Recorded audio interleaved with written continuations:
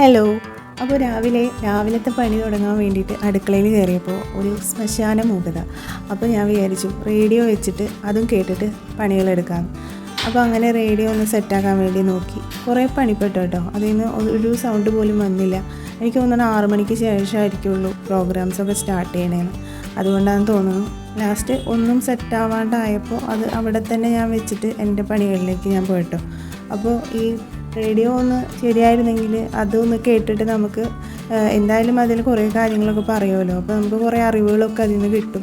അപ്പോൾ അതങ്ങനെ കേട്ട് പണിയെടുക്കുമ്പോൾ അത്ര പെട്ടെന്ന് തന്നെ സമയം പോവുകയും ചെയ്യും, നമ്മുടെ പണികൾ പെട്ടെന്ന് തീരുകയും ചെയ്യുമല്ലോ എന്നുള്ളൊരു ഇതിലാണ് റേഡിയോ സെറ്റാക്കാൻ നോക്കിയത്.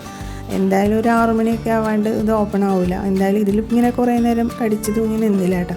വേഗം തന്നെ അതവിടെ എടുത്ത് വെച്ച് നമുക്ക് നെക്സ്റ്റ് പരിപാടി എന്ത് എന്നുള്ള ചിന്തയാണ് കേട്ടോ അത്. അപ്പോൾ ഇങ്ങനെ ആലോചിച്ച് നിൽക്കാൻ സമയമില്ല, വേഗം തന്നെ പോയിട്ട് കട്ടൻ ചായ ഉണ്ടാക്കി കുടിക്കാമെന്ന് വിചാരിച്ച്. അപ്പോൾ കട്ടൻ ചായ ഉണ്ടാക്കാൻ വേണ്ടിയിട്ട് അടുപ്പത്ത് വെച്ചു. അപ്പോൾ ഇന്നത്തെ പരിപാടി എന്ന് വെച്ചാൽ ഇന്ന് ബ്രേക്ക്ഫാസ്റ്റിന് ഞാൻ ഉണ്ടാക്കുന്നത് പുട്ടാണ്. അപ്പോൾ നമ്മൾ അരി കുതിർക്കാൻ വേണ്ടിയിട്ട് തലേ ദിവസം ഇട്ട് വെച്ചിട്ടുണ്ട്.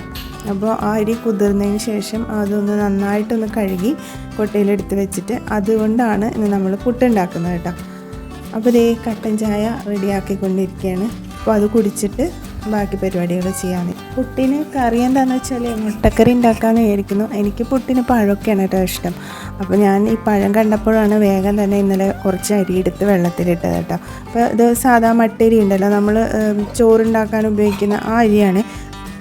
അപ്പോൾ അത് ഇന്നലെ രാത്രി വെള്ളത്തിലിട്ട് വെച്ചിട്ടുണ്ട്. നന്നായിട്ടൊന്ന് കഴുകിയിട്ട് വേണം അത് വെള്ളത്തിലിട്ട് വെക്കാൻ കേട്ടോ. നന്നായിട്ട് കഴുകിയിട്ട് വെച്ചതാണ്. എന്നിട്ട് നമ്മൾ രാവിലെ ഒന്നും കൂടി നന്നായിട്ട് കഴുകിയെടുക്കണം.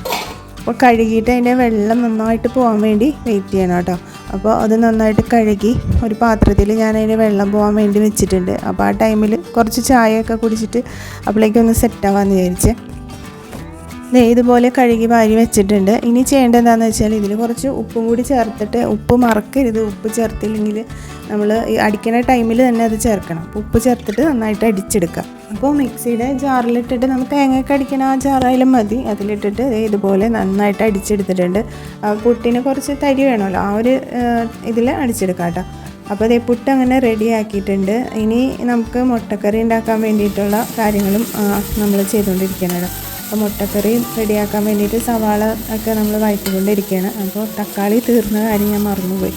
തക്കാളി ഇല്ല എന്നുള്ളത് ഫ്രിഡ്ജ് തുറന്ന് നോക്കിയപ്പോഴാണ് മനസ്സിലായത്. അപ്പോൾ സവാളയും ഒക്കെ ഇട്ടിട്ടുള്ളൊരു തക്കാളിയൊന്നും ഇല്ലാത്തൊരു മുട്ടക്കറിയാണ് ഉണ്ടാക്കുന്നത്. പുട്ട് പിന്നെ പെട്ടെന്ന് റെഡിയാക്കി ഇട്ടാലോ. അപ്പോൾ അങ്ങനെ പുട്ട് സെറ്റായി. ഇനി മുട്ടക്കറി ഒന്ന് സെറ്റാക്കി എടുക്കണം കേട്ടോ. മുട്ടക്കറിയുടെ മസാലകളൊക്കെ ചേർത്ത് കൊടുത്തിട്ട് അതിലേക്ക് ഇനിയിപ്പോൾ മുട്ടയും കൂടി തോട് കളഞ്ഞിട്ട് മുട്ടയും കൂടി ഇട്ട് കൊടുത്താൽ മതി. ബാക്കിയൊക്കെ ദേ ഇവിടെ റെഡി ആയിട്ടുണ്ട്. അപ്പോൾ ഇന്ന് സ്കൂളിലേക്കും കൊണ്ടുപോകുന്നത് മുട്ടയും അതുപോലെ ഈ പുട്ടും തന്നെയാണ് കേട്ടോ. മുട്ടക്കറിയും പുട്ടുമാണ് സ്കൂളിലേക്കും കൊണ്ടുപോകുന്നത്. അപ്പോൾ ഞാൻ മസാലപ്പൊടികൾ മുളക് പൊടി, മഞ്ഞൾപ്പൊടി, ഗരം മസാല, മല്ലിപ്പൊടി ഇട്ടിട്ടില്ല കേട്ടോ. അപ്പോൾ അങ്ങനെ മുട്ടക്കറി റെഡിയാക്കി. അപ്പോൾ പ്ലേറ്റ് സ്കൂളിലേക്ക് കൊണ്ടുപോകുന്ന പാത്രം ഒന്ന് ജസ്റ്റ് ഒന്ന് തുടച്ചെടുത്തിട്ട് അതിലേക്ക് ഇതേ പുട്ടും മുട്ടക്കറി ആക്കി കൊടുക്കുന്നുണ്ട് കേട്ടോ. അങ്ങനെ അടുക്കളയിലെ പണികളെ ഏകദേശം ഒതുക്കിയതിന് ശേഷം പുറത്തേക്കൊന്ന് എത്തി നോക്കുക കേട്ടോ. അപ്പോൾ നമ്മുടെ ചെടികളെയൊക്കെ ഒന്നും നോക്കിയിട്ടില്ല രാവിലെ. അപ്പോൾ ഇപ്പോഴാണ് ഒന്ന് ഫ്രീ ആയത്. അപ്പോൾ ഈ ടൈമിലൊന്ന് നോക്കിയിട്ട് വെറുതെ ഒന്ന് നോക്കുക, അത്രേ ഉള്ളൂ. അല്ലാണ്ട് ഇതിൻ്റെ അടുത്തേക്ക് പോയിട്ട് വേറെ കാര്യങ്ങളൊന്നും ചെയ്യാൻ നിൽക്കുന്നില്ല. നിന്നാൽ ടൈം പോകുന്നത് അറിയില്ല. അപ്പോൾ പിള്ളേർ സ്കൂളിലേക്ക് വിട്ടിട്ടില്ല. അപ്പോൾ അവരെ സ്കൂളിലേക്ക് വിടണം. അപ്പോൾ അതിന് മുമ്പ് വെറുതെ ഒന്ന് പോയി നോക്കിയതാണ് കേട്ടോ. അപ്പോൾ ഇതാണ് ഇന്നത്തെ എൻ്റെ മോർണിംഗ് വിശേഷങ്ങൾ. നമ്മുടെ ആമ്പലിൻ്റെ മുട്ട് ഇങ്ങനെ വിരിയാറായി നിൽക്കുന്നുണ്ട് കേട്ടോ.